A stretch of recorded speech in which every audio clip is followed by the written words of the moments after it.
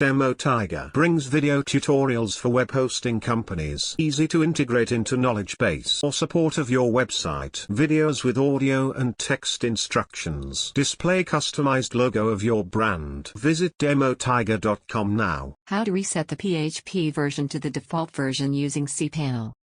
Log into your cPanel account. You will be on this page. Scroll down to the software section and click on the MultiPHP Manager icon. It is better to set the PHP version in this MultiPHP Manager interface than to set it manually. There is a box before the name of the domain, for which we want to change the PHP version. Click on the checkbox. If you can't locate the particular domain, you can use the search bar and find the domain by typing its name. Now click to the open drop-down list of PHP version and select the option Inherit. You cannot select the Inherit option with PHP FPM enabled. Here it is disabled.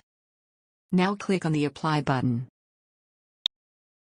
That's it, we have successfully reset the PHP version to the default version for the selected domain. Thank you for watching.